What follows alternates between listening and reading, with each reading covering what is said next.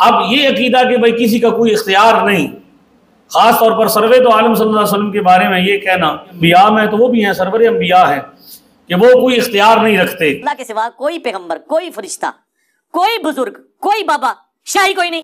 تو سب سے پہلے قرآن کریم کی آیت کریمہ جو سورۃ الاعراف کی آیت نمبر 157 ہے، اللہ تعالیٰ نے اپنے محبوب کی شان یہ بیان کی ہے کہ یحل لہم الطیبات ویحرم علیہم الخبائث۔ محبوب علیہ السلام کا مقام و مرتبہ یہ ہے کہ وہ امت کے لیے پاک چیزوں کو حلال کرتے ہیں اور ناپاک چیزوں کو حرام کرتے ہیں۔ حضور کا یہ اختیار قرآن کے اندر اللہ تعالیٰ پر بیان فرما رہا ہے کہ وہ جس چیز کو اللہ کے حکم کے مطابق حرام فرمائیں وہ حرام ہے، جس کو اللہ کے حکم کے مطابق حلال فرمائیں وہ تو حلال حرام جائز ناجائز یہ حضور کے اختیار میں ہے۔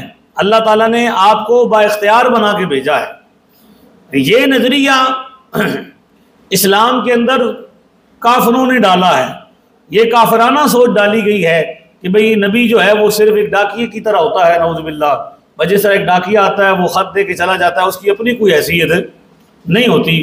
قرآن ہمیں یہ بتاتا ہے کہ یہ نبی، یہ پیغمبر وہ ہیں جن کی مرضی پر چلنا، جن کی رضا پر چلنا وہ ایمان والوں پر لازم ہے۔ آگے سورہ حشر کی آیت نمبر 7 میں فرمایا وَمَا آتَاكُمُ الرَّسُولُ فَخُذُوهُ وَمَا نَهَاكُمْ عَنْهُ فَانْتَهُوا۔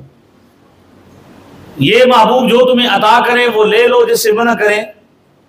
یہاں بھی حضور نے اپنے محبوب کے اختیار کو بیان کیا ہے کہ ہم نے اپنے پیغمبر علیہ السلام کو با اختیار بنایا ہے، جس معاملے میں فرما دیں یہ ٹھیک ہے تو وہ، اور آپ دیکھ لیں صحابہ کرام کا طرز عمل کیا ہے، کوئی معاملہ پیش آتا ہے تو حضور کی خدمت میں حاضر ہو جاتے ہیں، اور جب حضور علیہ السلام ان سے پوچھتے ہیں کہ تمہارا کیا خیال ہے تو آپ حدیثیں پڑھیں، احادیث بھری پڑھی ہیں، ہر معاملے میں صحابہ یہ کہتے ہیں اللہ و رسولہ اعلم، اللہ بہتر جانتا ہے، اس کا رسول بہتر جانتا ہے۔ صحابہ کرام پہلے مومن ہیں، صحابہ کرام پہلی جماعت ہے، قیامت تک آنے والے ہر مومن مسلمان کے لیے نمونہ عمل ہیں، عقیدے کے لحاظ سے، عمل کے لحاظ سے، نظریے کے لحاظ سے۔ تو اللہ تعالیٰ نے اپنے محبوب کے بارے میں کیا فرمایا؟ جو عطا کریں لے لو، جس سے منع کریں، اور یہ ماں عام ہے، جو بھی کہیں۔ تو اللہ تعالیٰ نے آپ کو یہ اختیار عطا فرما دیا۔ سورۃ النساء میں ارشاد فرمایا من یطع الرسول فقد اطاع اللہ۔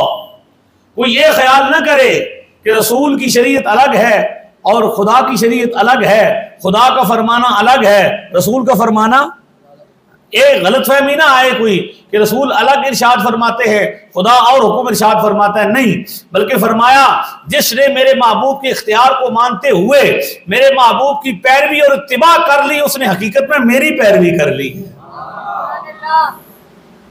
یہ عقیدہ مسلمانوں کو قرآن نے عطا کیا ہے کہ رسول کیا ہیں؟